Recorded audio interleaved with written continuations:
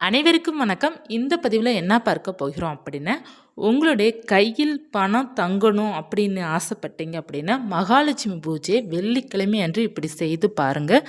கட்டாயமாக 100% உங்கள் கையில் பணம் தங்க ஆரம்பிக்கும். உங்களுடைய பர்ஸ்லையும் பணம் நிறையும், கட்டாயமாக நிறையும். இப்படி பூஜை செய்து தான் கையில் பணம் தங்க ஆரம்பித்தது எனக்கு. எப்படின்னா நான் வழிபாடு செய்வேன் அப்படிங்கிறத நான் சொல்கிறேன்.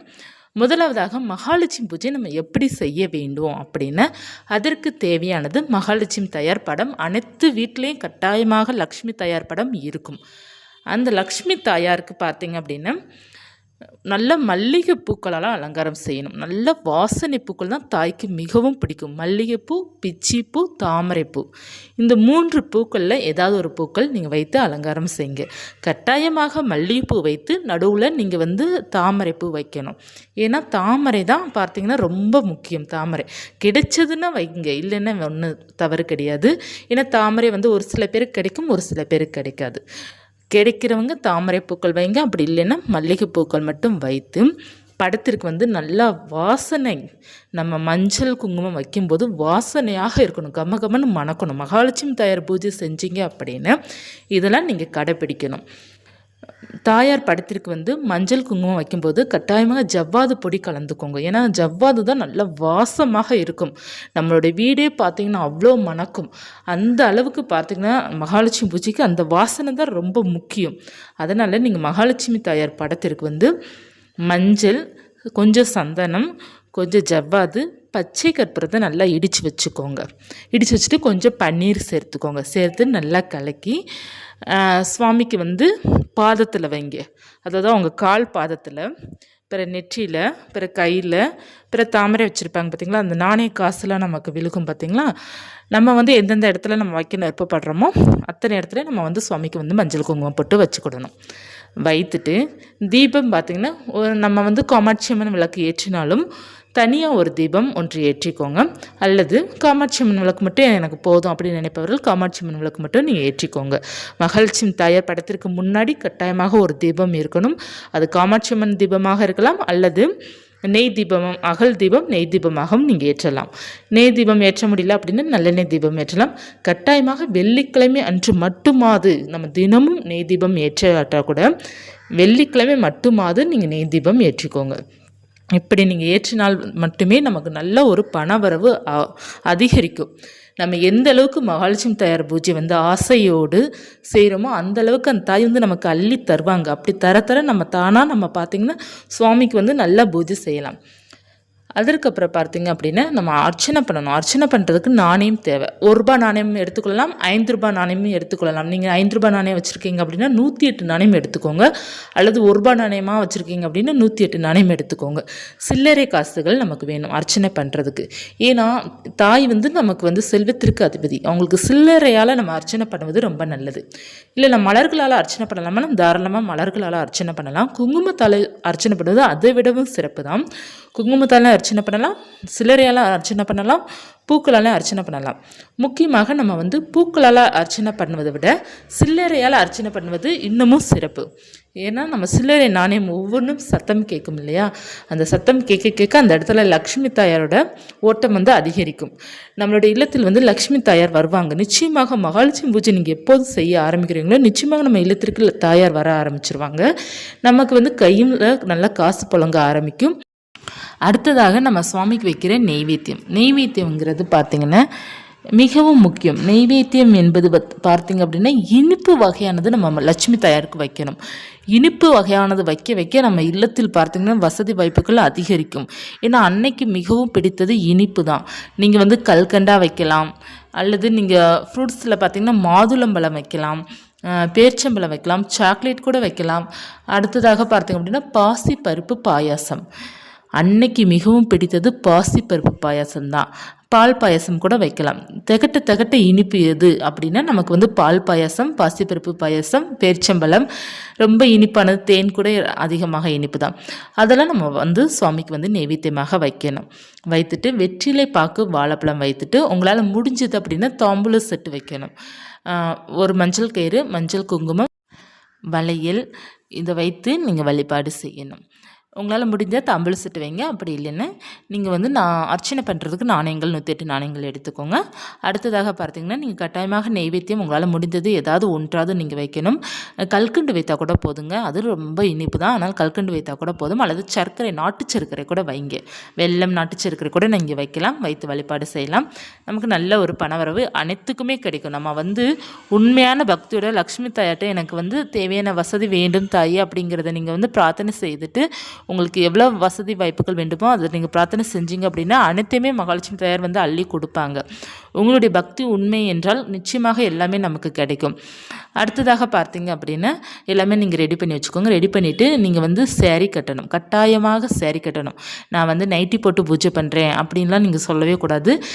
மற்ற பூஜை உங்களுடைய விருப்பப்படி செய்துக்கோங்க. ஆனால் மகாலட்சுமி தாயார் பூஜையை பார்த்தீங்க அப்படின்னா கட்டாயமாக சேரீ கட்டணும். அது பட்டு சேரீ கட்டினா ரொம்ப நல்லது. ஆனால் நம்மளால் பட்டு சேரீலாம் நம்ம கட்டிகிட்டு இருக்க முடியுமானா ஏதாவது விசேஷ நாள்லாம் கட்டலாம். வார வெள்ளிக்கிழமெல்லாம் கட்ட முடியுமானா கட்டாயமாக முடியாது. ஒரு நார்மலாக சேரீ உங்கள்கிட்ட எந்த சேரீ நல்லா பெஸ்ட்டாக இருக்கோ அந்த சேரீ ஒன்று கட்டிக்கோங்க. சேரீக்கு தான் கட்டாயமாக கட்டணும். நம்ம மகாலட்சுமி தாயார் பூஜை செய்கிறதுக்கு நம்ம மகாலட்சுமி தாய் மாதிரி நம்ம ரெடி ஆகணும். நீங்கள் சேரீ கட்டி ரெடி ஆகிட்டு அடுத்ததாக பார்த்தீங்க அப்படின்னா சுவாமிக்கு வந்து நீங்கள் பூஜை பண்ணும்போது உங்களுக்கு வந்து கீழே உட்காந்து பூஜை பண்ணுற மாதிரி தான் ரொம்ப நல்லதுங்க. நம்ம அதனால் வந்து மணப்பலகை இருக்குது அப்படின்னா மணப்பலகையை வச்சு ஒரு கோலம் போட்டு சுவாமி படத்தை வச்சு பூக்களால் அலங்காரம் செய்துட்டு கீழேயே நம்ம உட்காந்து நிதானமாக உட்காந்து ஒரு 10 to 20 நிமிடமாவது நம்ம டைம் ஸ்பெண்ட் பண்ணி உட்காந்து பூஜை செஞ்சோம் அப்படின்னா நமக்கு சிறப்பாக அமையும் அந்த பூஜை வந்து. இல்லை எனக்கு உட்கார்றதுக்கெலாம் இடம் இல்லையே அப்படி இருப்பவர்கள் மட்டும் நின்றுக்கிட்டே நீங்கள் வந்து செல்ஃபில் படங்கள் வச்சுருப்பீங்க பார்த்தீங்களா, வச்சுட்டு பக்கத்தில் நின்று நீங்கள் வந்து பூஜை செய்து கொள்ளலாம். முடிந்த அளவுக்கு கீழே அமர்ந்து உட்காந்து நிதானமாக பூஜை செய்ய பழகுங்க. மகாலட்சுமி பூஜைக்கு அந்த தாயோட குணமும் நமக்கு வரும் மற்றும் நமக்கு பணமும் நமக்கு வந்து சேரும். தாயை நமக்கு அள்ளி தருவாங்க, நிச்சயமாக தருவாங்க. மகாலட்சுமி பூஜை பார்த்தீங்க அப்படின்னா நீங்கள் வார வெள்ளிக்கிழமை மாலை 6 மணிக்கு செய்ய ஆரம்பிச்சிடணும். உங்கள் கையில் நல்ல பணவரவு அதிகரிக்கும். இல்லை நான் 8 மணிக்கு சுக்கிரஹோரையில் செய்யலாமா அப்படின்னா தாராளமாக செய்யலாம். ஆனால் மாலை 6 மணிக்கு நம்ம கட்டாயமாக வீட்டில் வந்து வெள்ளிக்கிழமை என்று விளக்கேற்றி வச்சிடணும். ஏன்னா வெள்ளிக்கிழமை 6 மணிக்கு தான் லக்ஷ்மி தாயார் வருகின்ற நேரம். அந்த நேரத்தில் நம்ம வீட்டில் வந்து விளக்கு ஏற்றி நம்ம பூஜை செய்கிறதுக்கு தயார்படுத்திட்டு இருந்தோம் அப்படின்னா ரொம்ப நல்லது. மாலை 6 மணிக்கு மேலே பூஜை செய்ய ஆரம்பிச்சிருங்க. மந்திரங்கள் பார்த்தீங்க அப்படின்னா லக்ஷ்மியோட காயத்ரி மந்திரங்கள் சொல்லுங்கள். அப்படி இல்லைன்னா நம்ம கனகதார சோஸ்திரம் இருக்குது பார்த்தீங்களா, அந்த சோஸ்திரத்தை வந்து நீங்கள் படித்து நீங்கள் அர்ச்சனை பண்ணலாம். இல்லை என்னால் படிக்கலாம் முடியாது அப்படின்னா நீங்கள் காதால் கேட்டுக்கிட்டே நீங்கள் அர்ச்சனை பண்ணுங்கள். அர்ச்சனை பண்ணிவிட்டு சுவாமிக்கு வந்து நெய்வேத்தியம்லாம் பண்ணிவிட்டு நம்ம தூபாரதெல்லாம் காமிச்சிட்டு கற்பூரத்தில் காமிச்சிட்டு கையெடுத்து சுவாமியை நீங்கள் கும்பிட்டு பாருங்கள். எனக்கு தயவு செய்து கொஞ்சம் பணத்தை கொடுங்க, எனக்கு தேவையான அளவுக்கு பணத்தை கொடுங்க அப்படிங்கிறத கேட்டு பாருங்கள். அவங்க அள்ளி தருவாங்க. என் கையில் வந்து பணம் தங்கணும் தாயி, எனக்கு பணமே என் கையில் தங்க மாட்டேங்கி, என்னுடைய ஹஸ்பண்ட் கொடுக்க மாட்டேங்கிறாங்க, இல்லை எங்கள் அப்பா தர மாட்டேங்கிறாங்க, எனக்கு எப்படியாவது என் கையில் வந்து பணம் வரணும் அப்படிங்கிறத நீங்கள் வேண்டி பாருங்கமே. எனக்குன்னு பணம் வேண்டும் அப்படிங்கிறத நினச்சி பாருங்கள். நிச்சயமாக உங்கள் கைக்கு வந்து பணம் அதிகமாக ஆரம்பிக்கும். உங்களுக்கு பணம் வரவு ஆரம்பிக்கும். உங்களுக்கு வந்து பணம் வந்து நீங்கள் ஒன்று சம்பாதிக்கலாம். அப்படி இல்லைன்னா உங்கள்கிட்ட வந்து யாராவது பணம் கொடுக்கலாம். ஏதாவது ஒரு மிராக்கள் உங்கள் கைக்கு வந்து நடக்கும், நிச்சயமாக நடக்கும். மகாலட்சுமி பூஜையை நீங்கள் செய்துட்டு வந்தீங்கன்னா இந்த பூஜையை வார வெள்ளிக்கிழமை நீங்கள் கட்டாயமாக செய்யணும். இல்லை வார வெள்ளிக்கிழமெல்லாம் செய்ய முடியாது அப்படி இருப்பவர்கள் மாதம் ஒரு வெள்ளிக்கிழமையாவது வளர்பிறை வெள்ளிக்கிழமை பார்த்து நீங்கள் செய்து கொள்ளலாம். மாதம் ஒரு முறை நீங்கள் செஞ்சால் கூட போதுங்க. வாரம் செய்ய முடியலன்னா கூட மாதம் ஒரு முறை ஒரு அரை மணி நேரம் மகாலட்சுமி தாயார் கூட பேசுங்க. நிச்சயமாக உங்களுக்கு வந்து பண வரவு பல மடங்கு அதிகரிக்கும். சுவாமிக்கு வைக்கிற நெய்வேத்தியத்தை நம்ம பிரசாதமாக எடுத்துக்கொள்ளலாம். இப்படி தான் நம்ம மகாலட்சுமி பூஜையை ரொம்ப எளிமையான முறையில் செய்வது இப்படி தான். நீங்கள் இன்னும் கொஞ்சம் பிரம்மாண்டமாக செய்யணும் அப்படின்னா நீங்கள் வந்து கலசம் வைத்து செய்யலாம்.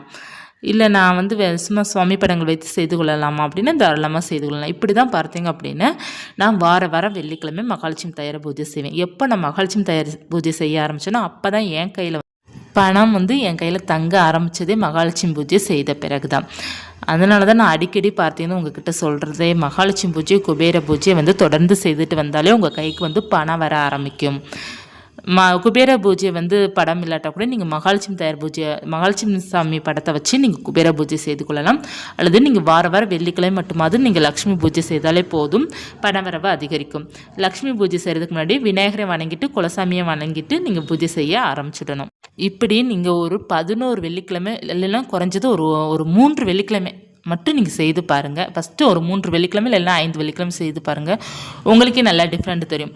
நல்லா டிஃப்ரெண்ட் தெரிஞ்சது அப்படின்னா நீங்கள் வார வெள்ளிக்கிழமை செய்யுங்க. இல்லை முடியல அப்படின்னா நீங்கள் மாதத்திற்கு ஒரு முறை அல்லது 2 முறை செய்து பாருங்கள். கட்டாயமாக மகாலட்சுமி பூஜை செய்யுங்க. நீங்கள் வசதியாக வாழ முடியும். நல்லா ஜம்முன்னு உட்காந்து சாப்பிடலாம். நமக்கு கைக்கு நல்ல பணவரவு அதிகரிக்க ஆரம்பிக்கும். நம்ம கையில் பணம் தங்கணும் அப்படின்னு மகாலட்சுமி பூஜையை கட்டாயமாக நம்ம செய்ய வேண்டும். இந்த பதிவு உங்களுக்கு உபயோகமாக இருக்கும்னு நினைக்கிறேன். இருந்துச்சுன்னா லைக் பண்ணிக்கோங்க. இது போன்ற தகவல் தெரிந்துக்கணுன்னா ராஜி செல்வம் யூடியூப் சேனலுக்கு சப்ஸ்கிரைப் பண்ணி வச்சுக்கோங்க. இது போன்ற ஆன்மீக தகவல் நம்ம பார்த்து கொண்டே இருக்கலாம். நான் எந்தெந்த பூஜை செய்து எனக்கு நல்ல பலன் கிடைச்சது அப்படிங்கிறதே நான் உங்களுக்கு ஒவ்வொரு பதிவில் நான் சொல்கிறேன். பணம் அதிகரிக்க நான் என்னெல்லாம் செஞ்சேன் அப்படிங்கிறதே நான் சொல்கிறேன். எனக்கும் பார்த்திங்கன்னா நிறைய சோம்பல் சோம்பேறி இதெல்லாம் அதிகமாகவே இருந்தது. அது போகிறதுக்கு நான் என்ன பண்ணேன் அப்படிங்கிறத நான் எல்லாமே உங்கள்கிட்ட நிச்சயமாக நான் ஷேர் பண்ணுறேன். ஏன்னா எல்லா பெண்களுக்குமே சோம்பல் சோம்பேறி எல்லாமே இருக்கும். நம்ம ஒரு சீக்கிரமாக க்ளீன் பண்ண மாட்டோம். சீக்கிரமாக பார்த்திங்க அப்படின்னா வேலை கடகடன்னு முடிக்க மாட்டோம். எல்லாமே நமக்குள்ளே இருக்கிற அந்த சோம்பல்லாம் அதிகமாக இருக்கும். அது போகிறதுக்குலாம் நான் என்னென்ன பண்ணேன் அப்படிங்கிறத நான் உங்கள்கிட்ட ஒன்றா சொல்லுறேன். இந்த பதிவு உங்களுக்கு உபயோகமாக இருக்கும்னு நினைக்கிறேன். மீண்டும் ஒரு தகவலில் சந்திக்கிறேன். நன்றி.